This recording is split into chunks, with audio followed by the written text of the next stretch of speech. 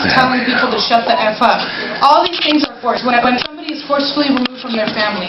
I had a student who was going to give a testimony, and I'm not sure why she didn't make it. Who knows, right? Maybe fear of retaliation. But her experience is of LAPD pulling her over immediately. She'll be walking, they're saying, put your hands up.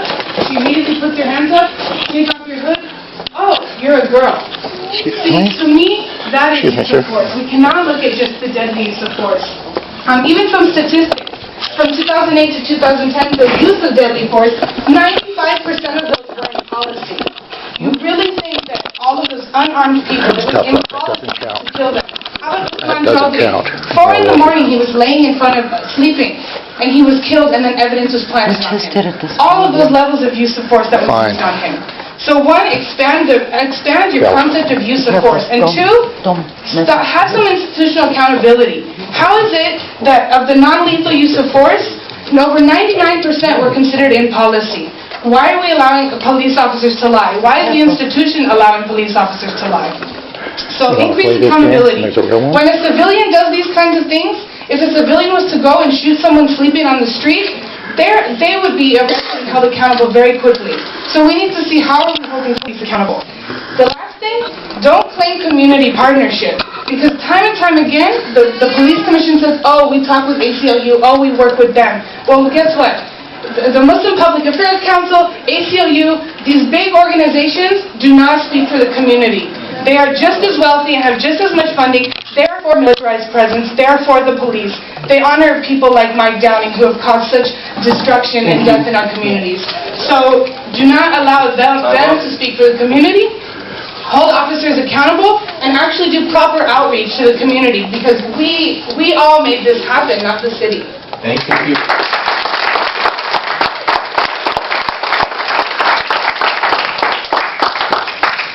Hello, my name is Zavon from the Youth Justice Coalition. Instead of having quote-unquote community policing, we should have peace builders, which would be people here from our neighborhood who are familiar with each other and know the issues that are going on in our community and aren't intimidated by police. We can solve things together. And I would also like to say that those people should be people who are affected by police issues. Family members, like I know a lot of mothers who have had their sons killed by the police, been verbally and physically abused by them. Those are the people who should be those people monitoring. And in all, let's not forget and dehumanize the people who are incarcerated, people who have been in solitary confinement, such as myself. When I was incarcerated in Los Angeles County Jail, I was placed in solitary confinement for a reason that was not even my fault. I have epilepsy and I had seizures. My cellmates see me shaking and spitting. I'm not sure if they knew exactly what was going on, but they knew something was wrong. They called the officers. They didn't believe me, and I ended up getting placed in solitary confinement. And they still were not giving me the proper amount of medicine and sometimes ignored me, and I kept having seizures in there. It is time for the community to take leadership of where we're at. Thank you. Please come forward, please. And Mr. and Ms. Dugan, I apologize. Thank you. Please, my name is Jyoti Chand, and I'm a member of Stop LAPD Spying Coalition, and also I'm a resident of Baldwin Hills in Los Angeles. I think the first part, again, for us to examine is, these words together, community and policing. LAPD is pushing this language of community policing while it's constantly torturing us, killing us, murdering us, and continuing to militarize. So I think we really have to take a step back and not put these words together. We know right now in Los Angeles, the community members, people that are marginalized, that are abused, that have no resources because LAPD gets, most of the city's unrestricted budget, I think over 53%. The people that don't have the resources, the people that are being brutalized are not the same as the police. So I would ask that a solution is that LAPD please stop the lies and stop pushing forward this language of community policing. I want to actually talk a little bit about the work that I do. I currently work at a domestic violence sexual assault crisis center. And actually, Niranjan and Gaspar, I've known you for, I think it's been about 10, 12 years. I've worked with victims of hate crimes, victims of police abuse, victims of discrimination, people that have been really targeted by the state.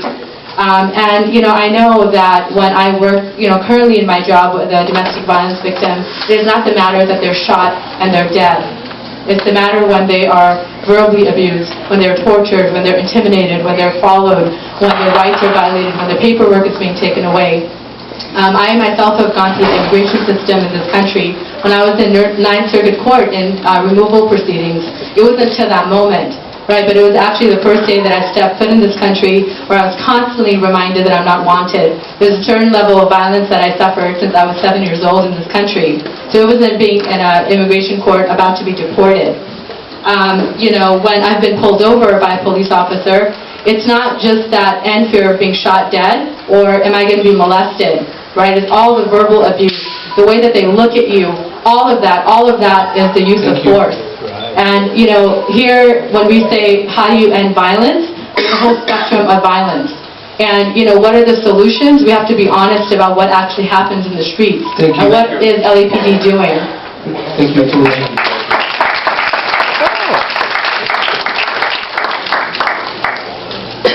Good afternoon. My name is General Dogon, and I'm a human rights defender on Skid Row with the Los Angeles Community Action Network.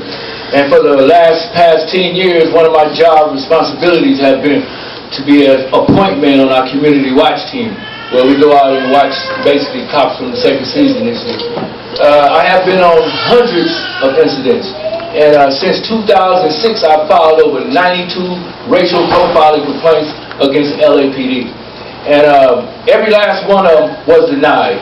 Shortly after my complaints were denied, I remember Andre Brody, who was then the Inspector General of LA, released his report where out of 360 racial profiling complaints that was filed against LAPD, they denied every last one of them. So his 360 and my 90 is 450. I don't think it's a person in this room that would believe that out of 450 racial profiling complaints filed against LAPD, that not one of them was credible. That they had justification to deny every last one of them. So I don't have questions, I have demands. So my first demand is, one, to reinstate racial profiling as a category of complaint. Two, hire outside independent investigator to investigate these complaints. And three, stop using the damn word community policing, because LAPD don't give a damn about the black community. Thank you.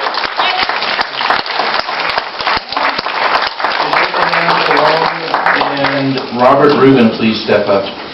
Pete White, Los Angeles Community Action Network. Just looking at the title of tonight's hearing, forum, session, whatever we're sitting in, from healing to action, is very misleading. To heal, you have to remove the disease from your body or from your community that's creating the pain, that's causing the pain.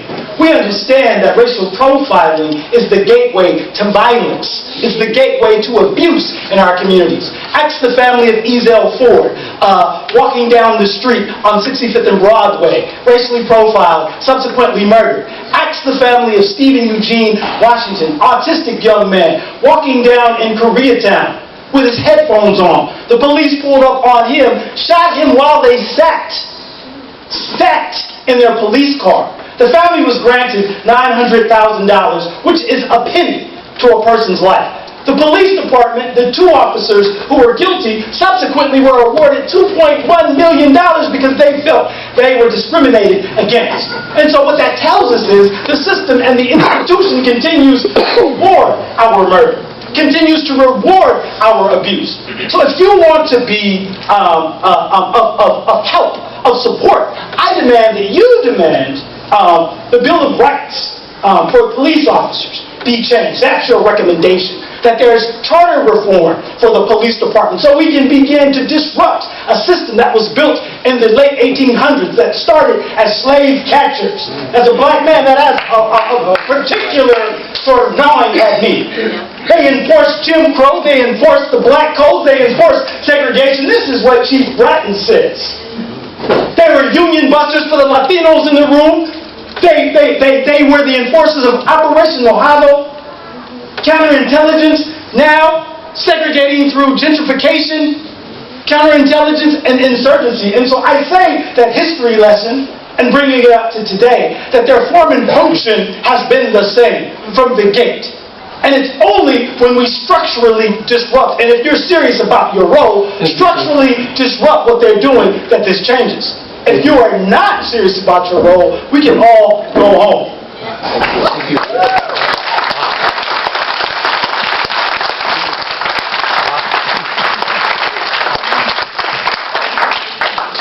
Good evening. My name is Abraham Palunga. I'm a peace builder and organizer with Youth Justice Coalition. So I got a piece right here from one of our students, and I'm going to go ahead and read it to you. I choose to keep my name anonymous in fear of retaliation. I was a landscaper for Campos Landscaping. On Tuesday morning of November of last year, 2014, around 6 a.m., I arrived at my house near Venice in La Cienega. My cousin and I started work like any other day. I was cutting bushes while my cousin was picking up plants. About 4 hours later, 4 patrol vehicles arrived at the home. Without warning, officers got out their vehicles and 3 officers approached my partner. I turned to witness an approach being thrown against the fence. One officer then approached me and grabbed me from behind by the neck and pulled me to the ground.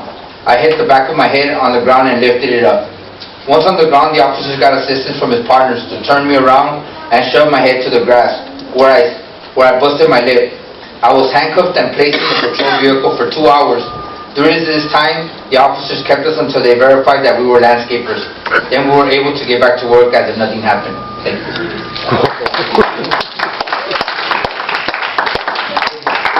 Brother Macapone, Marcus Higgins, Dorothy Herrera Settlage, and Yolanda Gonzalez, please step up.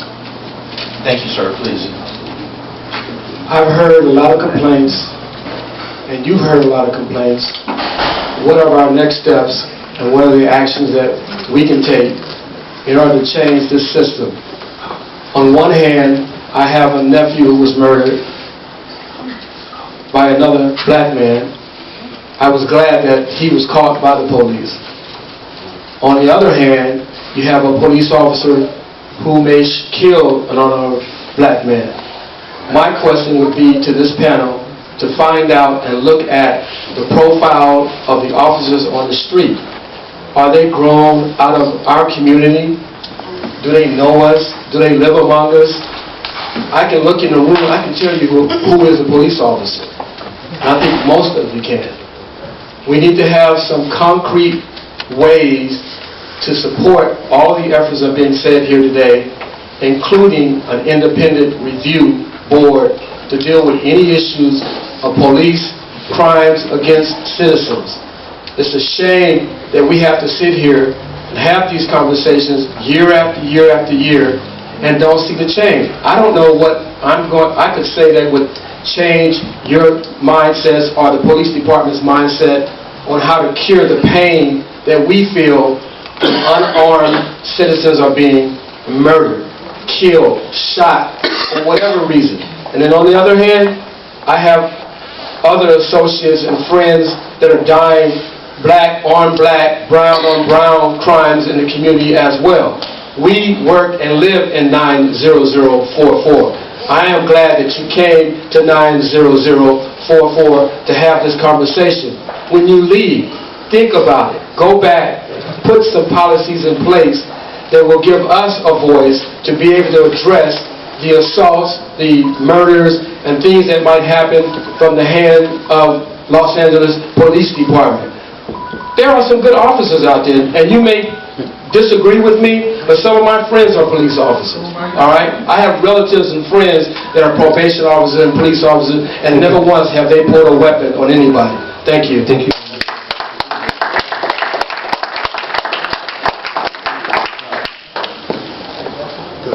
I'm here to speak on behalf of my community and my people. I'm here to tell the truth, and the truth is the real issue. We never get to the bottom of it because everyone talks about policing, police brutality, profiling, but that's not the real issue. The real issue is white supremacy. Say that. Say that. Everybody in here seems to agree with me.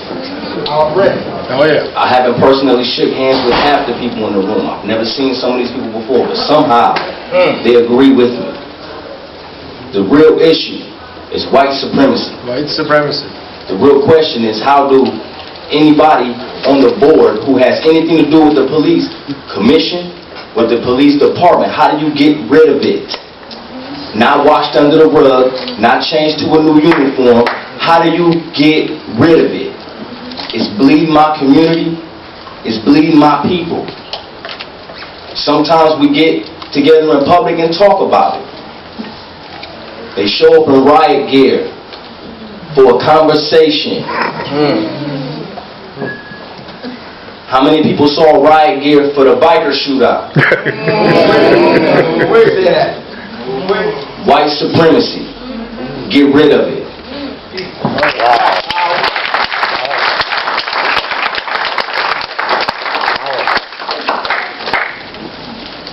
Good evening, gentlemen, commissioners. I'm glad we are having this meeting. I go back all the way to 1994 as a property owner. For the record, my name is Yolanda Gonzalez. I am a naturalized citizen. I came to this country for freedom and because I believe in the rule of law. First, we want to find solutions. And I go back all the way when District Attorney Garcetti we went through the gang injunctions, which I was very much in favor. I was one of them that had to get them in place because 4 kids were killed in front of my property in Warren Heights. I go back all the way with the Human Relations Department in defense of their existence and also in the defense of the police department, because if it wouldn't have been for them, I would have been a victim of a shot. We have something that we need to find a solution. When we had the Rampart issue, we got the consulates together to put together a civic participation by the communities where those people that now exceed came together to understand that there are laws in place in this country. We had an assistance of over 600 people, and we had community members come together to explain to them that there was a behavior in which you had to abide by in this country. That was the best program we ever had. Second, God don't pay my bills, God don't pay my tragedies. We have over 40 non-solved cases of victims by gang members, by community activists that portray to know what they're doing, know what they're saying, and all they do is go out there and put the public at arms. Thank you.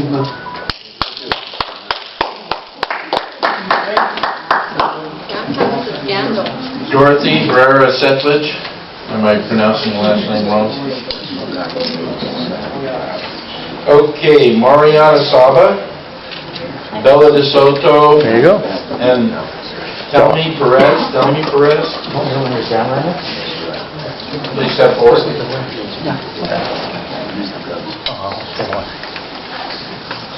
Hello. Thank you for the space to speak again. I wasn't expecting that, but here I am again, so thank you for calling me. That's okay, Mari. I guess we had 2 speaker cards for you, but go for it. I don't know where that other speaker card came. There have been tricky things happening in this space. Everything happens for a reason, right? Well, I got to speak earlier, and I'm still on the same page, still on the same point. We need systemic change. I think we need to pay attention to all the real testimonies that are happening here, the healing that needs to happen. Let's see, I'm wondering, just taking the space, thank you. It's the first time I've seen you without words. You can delete the time. Well, this is, I'm taking advantage of being called up, so. I think, I'm just thinking about the point around bias policing, when that's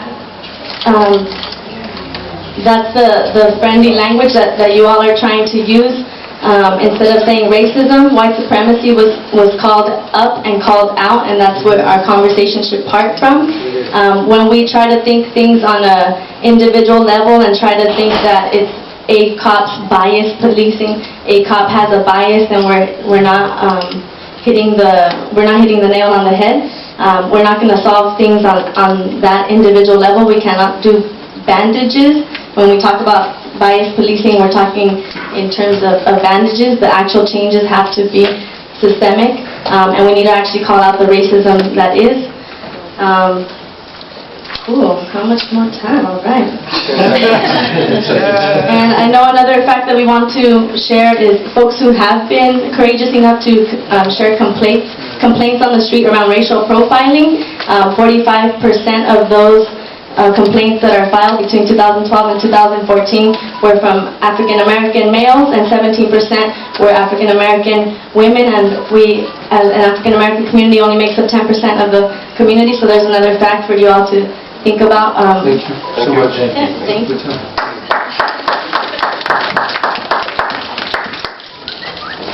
Thank you for the space. Remember me, death by cop. I wanted to touch on the resumption of the consent decree. When a consent decree is lifted and a federal judge releases jurisdiction, the mandated reforms of the consent decree are not dissolved. Lifting of a consent decree simply places the case on inactive status and ends. The court supervision of the implementation process, so-called orders from district court judges, have been found to merely relieve the institution of its obligation to file periodic compliance reports, meaning that it needs to be reinstated. And it needs to be reinstated yesterday, not mañana. Okay, you wanted some resolutions, and I'm going to give you some bullets for what the community is dying for, what the community is crying for, and sadly, disgracefully, what the community has been bleeding for. And I'm just going to say a few words. Harmony, respect, clarity, tolerance, concern, humane input. And then from there, you can expand on that. And I wanted to let you know that the community has suffered too long. And I remember when your commission was founded. I was elected to the neighborhood council in 2002. I had been associated with neighborhood councils then. I came to you for other issues. You took action, you did the right thing. It took you a while to move. I expect you now, even though your resources are limited, I expect you to raise the hell that we are raising here on our behalf, on behalf of our people, of we the community that are supposed to support you. But I want to say very quickly, this is not just the police department. This falls on the shoulders of the city council and the board of supervisors. Thank you, ma'am. So let's bring all the parties, all the agencies together to do the right thing. Bella DeSoto. Commissioner President Calza, before the next speaker, I want to remind you that we have 45 minutes left of this dialogue tonight, and so we want to get to the third question that's in the under the questions section of the agenda, which is what role does community have in informing new policing strategies? We would like any speaker to address that and any commissioner to respond to any of that. Thank you very much. Francisco. Hello, I am Selmi Perez, and I am an organizer with the LA Human Right to Housing Collective. I've been a community organizer for almost a decade, working in South Central communities. And I know I'm not a victim of racial profiling. I'm a light-skinned Latina, and I can see a cop and they'll walk right past me. But working in South Central for the last decade, I've heard the experiences, and I want to share some of those experiences with you, of so many African-American and Latino people who have nowhere else to turn to because they can't go to the system that's abusing them in order to file their complaints, as you heard from our colleague, from my friend and colleague, General Dogon. I've witnessed so many interactions between the LAPD and the community, and sometimes I've so badly wanted to step in and knowing that it might go worse for that person who is the victim of that interaction. More importantly, I've heard the experience of hundreds of local residents who have lost all faith in the LAPD due to the abuse of power, so often and almost gleefully engaged in. Just last week, or 2 weeks ago, I was sitting at a church on Compton and Century, and there was a group of young African-American men that was pulled over for a traffic violation. Didn't even look like a traffic violation, they just were pulled over for driving while being black. They were all made to get out of the car, they were all handcuffed, they were put against the wall. The LAPD searched their car, and I was watching this, I took video, and didn't find anything, didn't have a reason to pull them over, let them get back in their car and on their way. I've never been pulled over and asked to, and pushed against the wall and handcuffed for a traffic infraction. That's just unbelievable. And this is very blatantly targeted to the black community and to the Spanish-speaking community. And oftentimes people tell me that they do not feel safe with LAPD. They'll call the LAPD for help, and what happens? It's just the opposite. So the Guardian newspaper recently took on the task of documenting the lethal use of force incidents in across the country in the United States by police. It's kind of shameful that our own government does not do that. And Los Angeles has the highest uses of lethal force of any city across the country. How can we sit here and let this continue to happen? You ask about solutions. Solutions are not going to happen in 2 minutes. You have to have conversations. You have to have these people at the table, and you have to listen to them for more than 2 minutes, for more than 2 hours, for more than 2 days. Solutions come from the community, and you have to make a real effort to bring the LAPD to the table without their guns and to listen to these folks. Yes.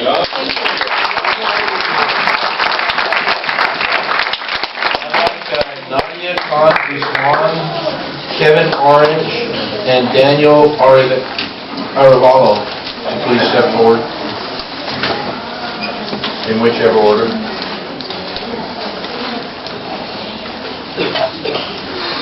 Good evening. My name is Kevin Orange, and I'm a representative for Advocates for Peace and Urban Unity, and also Bring that mic up, twin your phone. and Advocates for Peace and Urban Unity, and also Solidarity Richmond and Nazareth. My name is Kevin Orange, but I am a peace advocate working in the Westmont community, and I know that when we come here, we talk most to the city, but when we're going to start making strides and making a difference in our community, the Board of Supervisors is going to have to be sitting here with you guys so they can hear the concerns of the city. Because where I live at and where I reside is the 90044 area, which is known as Westmont, what they done labeled as Death Alley. And it's like, our cries that we've been crying for the last, that I've been crying for the last 10 years, it seems like we've forgotten the city over there. And so in order for some people to make decisions on how our city should look and the things that we need, I think you need to be talking to the people that come from the bottom from here and really take us serious on the concerns that goes on around here, because we can't go through another 7 years we just went through in this Westmont community. Because they label that Death Alley, that's something that this community is still suffering from. Because I deal with the survivors and the victims that's in the community. Now, my question was going to be much different than this, but do this last weekend from Saturday, I lost 2 good friends of mine that were brutally murdered. So my conversation and my thought process is still with them and with their family. But I would advise you, when you want to talk about the needs of this community, you look at somebody that look like me that come from this, that raised havoc on this community for 20-some years of my life. And I done changed my life and turned around. There's plenty of young men that's around here now that's doing the same. And another thing is the schools around here, they horrible. We go to these schools and tell them with the problems that's going on that they ignore, they turning out more prisoners than they are graduates. And that's a major problem.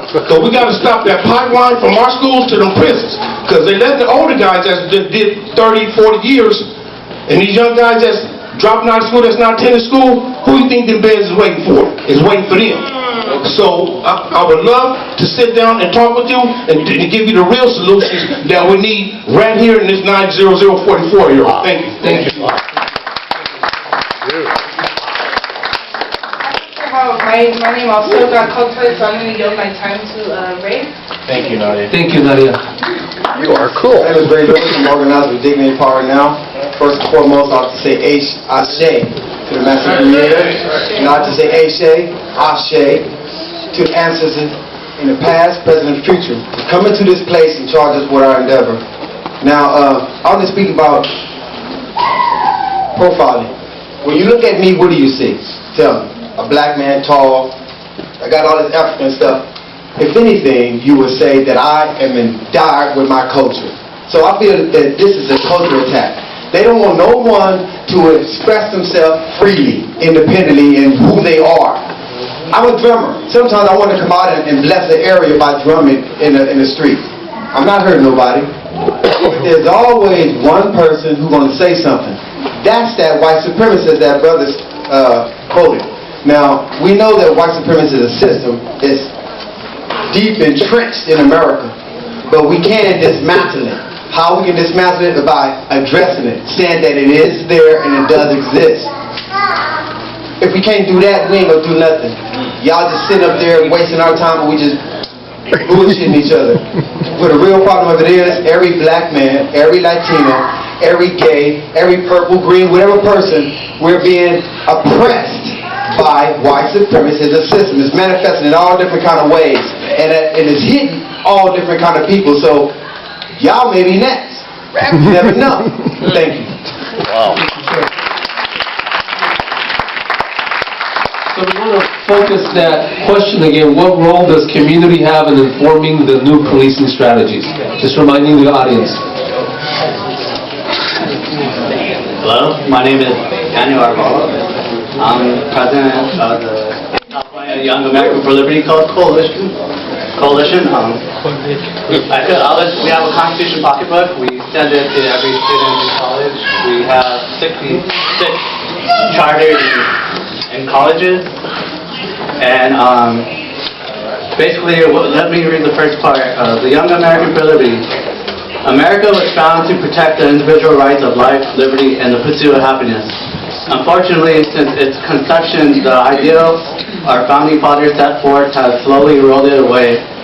Corrupt politicians, city councils have expanded federal government power, wages unconstitutional war against our community, and squander our national resource.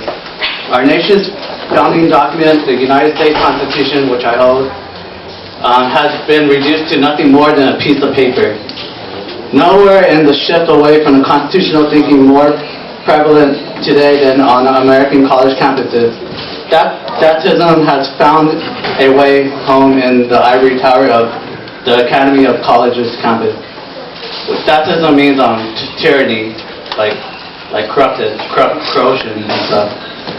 But basically, we must find a way to have an unbiased professors in college campus. That's why I created the Young American for Liberty. We are for freedom of speech. We are for the new American campuses that want to indoctrinate our Constitution, restore the Republic, and actually restore the Constitution and reclaim the Republic. Basically, you guys must follow the constitutional order that I'm pretty sure you guys all swore to uphold, right? You guys were elected. So basically, you guys have to uphold the 8th Amendment. The 8th Amendment bans excessive punishment. Let me read it. Quote, excessive bail shall not be required to excessive fine imposed, nor cruel and unusual punishment shall be inflicted. You guys must have to make that happen here today. The Constitution was created by one people. We are one people as a whole. You guys have to obey everything that's in here. So Thank you. Thank you. We got 45 minutes.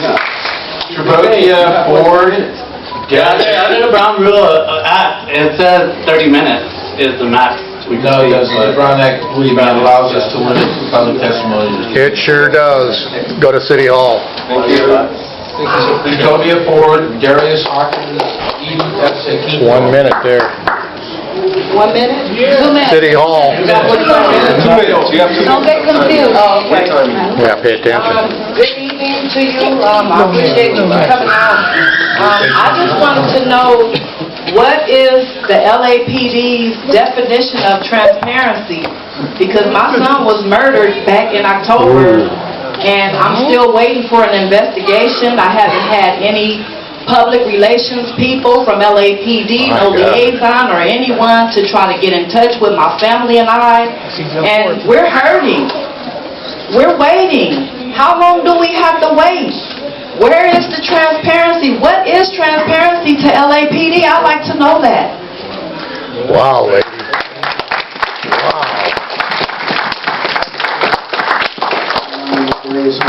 And to answer your question, just stop killing us. That's all I'm asking. It's just a simple fact that I can't walk down the street without getting pulled over. I got pulled over twice in one night because they said that I have a gun and I fit someone with a description that has a gun. Is that a question to ask all police officers that pull anybody over? That's their favorite line. I'm in fear of my life. How are you in fear of your life and you wear a bulletproof vest and you have a gun?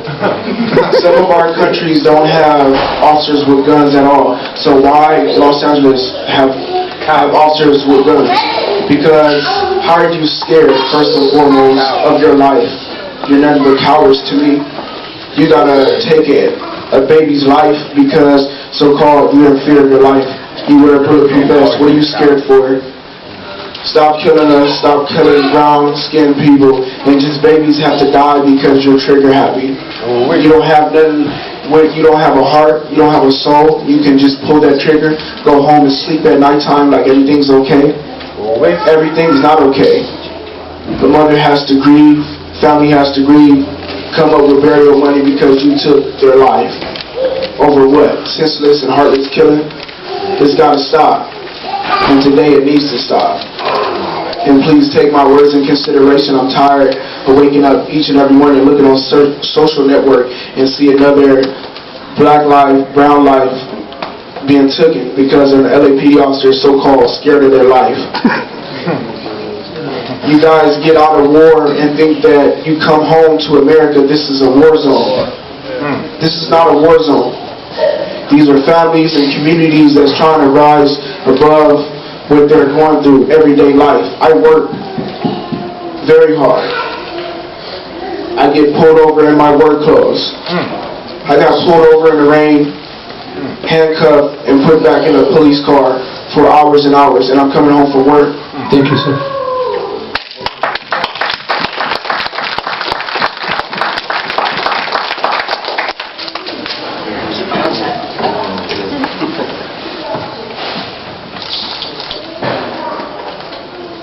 Good evening. Good evening. My name is Eden Silva Quinto. I'm a rising 3L at UCLA School of Law. And though our university, the School of Law at UCLA, has the critical race studies program, the public interest program, and is tied into community organizing, I can tell that a lot of my peers still lack an analysis, the courses, the mentorship, and the opportunity to really address the issues we're talking about here.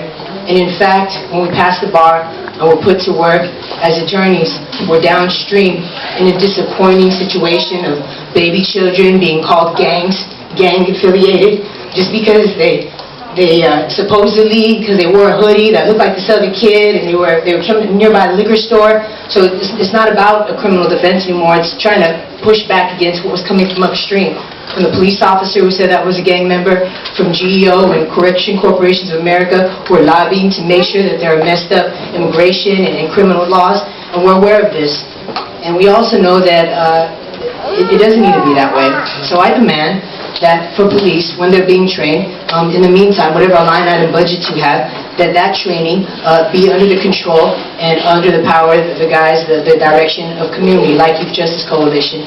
And as we phase that out into youth jobs, peace builder jobs, cultural centers, support so folks can have housing, good food, and then get the kind of jobs that actually make sense and not just traffic us out or build things that we don't need to sell us and then quiet us down so we don't notice all the war that's going on in the world, or that while we do that, then we won't need the police anymore. We know how to take care of our own. We don't need you continually colonizing us like this. I speak from a place of, after 7 years of organizing in Oakland with youth, and I speak for them because these youngsters are running things. I raise them as high school students now, and in their late 20s, running centers, raising up other youth. There are a lot of other youth that I wish they could speak, but they're dead. We've already killed them. They're either dead physically, buried in the ground, or they're dead socially because they're locked up. They've been deported. And we have done this. How embarrassing, how shameful. And to wrap up, I'd like to say those of us who are in different positions of power, though we all are, those who are in institutional positions of power, we are watching you. We are training. We are prepared. We have elders who have made it very clear about the centuries of imperialism and things that have happened. Yeah. So you have an opportunity to make a model of the choices we're going to make here in LA. And a lot of us will take your positions or destroy them so that we can have what we really need, transformative community. And to end it, tell everybody else, Maki Baka. Yeah. Maki Baka.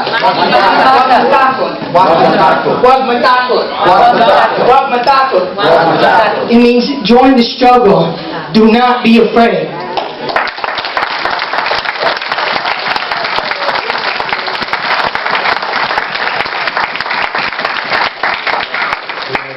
Mahmoud, Evan, and Miguel Angel Guzman, please. Thank you. My name is actually pronounced Mira Mahmoud. I'm an attorney at Asian Americans Advancing Justice. As a brown woman, I've personally been harassed by the police a number of times. A couple of years ago, I was stopped in Nevada under suspicion, and when the officer asked me where I was born, and I told him I was born in Pakistan, he put an extra set of handcuffs on me. I was already a second set on me. So I know, as a Muslim, that programs such as suspicious activity reporting that are enacted to so-called watch the Muslim community and the so-called threats of terrorism, it's actually expanded to impact other communities of color and is impacting a lot of people. But you know, there's more than just those programs. Just the whole system of policing has been flawed. And as you've heard so many people come up and talk, it's traumatized people. This whole system has traumatized us and has victimized all of us. I'm married to a Latino man. Many of my family members are Latino, and they've all been beaten, harassed by the police, including little kids who've been pulled out of the car. Someone was talking about how people are stopped and just stopped for no reason in the car. It's let's everybody pull out, including the little kids now, all line up on the street under the sun for hours and hours, and then be sent home because there was actually no reason for you to be stopped. There was no reason for you to be detained. Earlier, many brothers and sisters mentioned how people are too fearful to come and make public comment, and we're trying to uplift the voices of people they're close to. As someone who's an attorney, I do enjoy a certain degree of privilege. I'm an immigration attorney, and I assist immigrants from around the world. My clients, in particularly Latino and African immigrants, but also low-income Asian immigrants, frequently talk to me about their negative interactions with the police. They've experienced harassment, violence, and wrongful arrests, which lead to convictions, which can lead to deportations and the denial of benefits like citizenship. 2 minutes is not sufficient time for folks who've been traumatized and intimidated to express the pain they've suffered. And I hope that this commission listens to what people have said and that you use your privilege to hold the LAPD accountable and to prevent them from continuing to profile, intimidate, and hurt people. Thank you.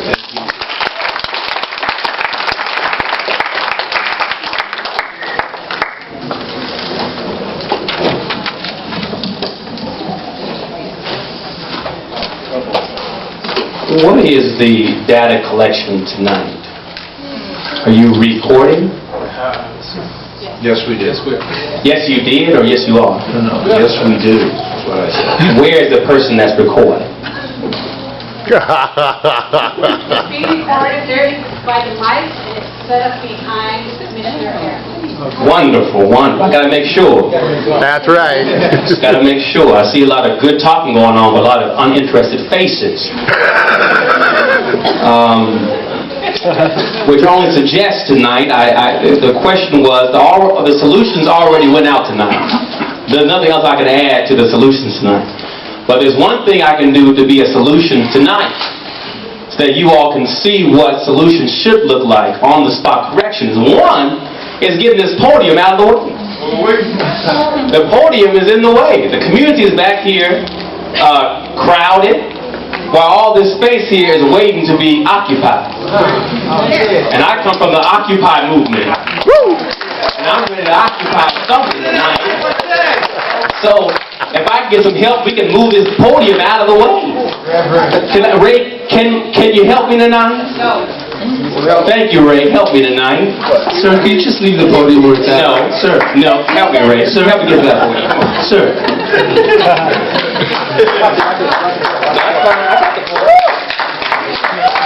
Let's open this space up. There you go. That's the first solution tonight, is learning how to open a space and allowing people to be wanted and to be invited and to be included. So those that are crowded in the back, y'all can come all the way up here. Because you own this space tonight. You are the community tonight. Your voices are the ones that matter. Sir, you have 5 seconds. No, I have all the time in the world. Please. Oh, you don't cut what off? Oh, I got a loud voice. I got a loud voice tonight. Fairness, dude. I got a loud voice. Oh, who cares? Excuse me. So here we go. My comment tonight. What is the outcome of biased policing allegations? We have three. So the question is, so the answer to that question, of the 493 total allegations of biased policing for 2014, 427, which is 86.6%, were closed as unfounded. Don't get nervous. Unfounded.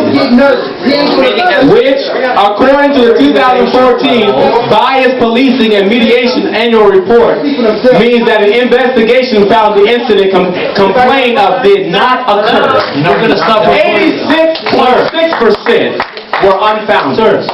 Which means what you all are doing, has failed to arrive. That's right. So, as community tonight, we take up this space because of the unfounded voices. You're taking my time up, bud. Justice for. You're taking my time up, and everybody else's time, you're hogging the time. Guess what? Your white face is taking up some black. And I'm the one that's taking shit. Okay. You're full of shit. All right. Who is the next voice tonight? Community's gonna run this meeting, not some fake phony. How about fairly run it with equal time, buddy? Who is next? Who's next? Okay, well, I have to... No, you didn't run your meeting the last time either, did you? You had people challenge somebody. You really think you're the only one that has something? Yeah, he ain't the only one. You guys did. Yeah, you and your talk. You let them fight go on there the last time. You are nobody. I'm the only one that said anything. We here tonight. They were going to let a fight go on. Next speaker, please. Next speaker right here. I'm the only one that said anything in the whole room. Even the ACLU didn't say a damn thing. Thank you. My apologies to the rest of the speakers. We will close this meeting in about 2 minutes. If you guys don't... Why don't you guys run stuff right? I heard Chief Beck say, crime is increasing. We're going after the gangs. The LAPD have been acting like gangs. Right? When they killed Africa, it was a gang of police. That's right. Ganging up on one person. Armed with no arm. All right? And they shot him dead. Now, sir, can I just say something, please, to everyone? Please. Can I just say something? It's their meeting. Can I say something, please? Please, in a very generous way for all of you. This gentleman has 2 minutes. Can I say something? Are you one of us? Of course, we're all part of the community. Can I say something? I am calling as the president of the commission. The meeting has gotten out of order. We are closing this meeting, and we will clear. We didn't want to do that. We came here in good faith, and you guys were going to give us good information. And you didn't control the meeting. Can I get my last because you know, like, this is the main problem. I'm not an organizer. I'm just someone out there who's trying to see what's going on. And I have been brutalized by the cops. And the first thing you come over here and you say that you already know what the problems are in the community. So if you already know what the problems are in your community and what's going on, why are you getting paid for it? What are you doing? Ladies and gentlemen, this meeting is adjourned.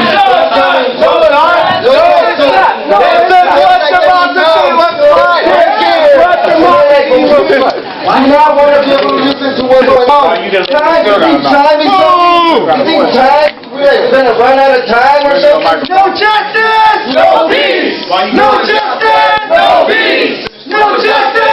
No peace! The community is what's been going on for a long time. So that's the first thing you gotta be doing, listening to the community. You gotta be having farms in the community. You gotta be doing a lot of things. If you're gonna be doing something, you gotta start with donating your time to be walking in the community, to be able to know who you're working for. Because what it looks like, you gotta go and do something. I don't know what the fuck you gotta do, but it's They only understand violence. No violence. Cops only understand violence. No violence. That's all they understand. It's just violence. Sorry, they're sorry for what? They're letting the community speak. Come on. Hey guys, go to the 5/5/15 Police Commission meeting.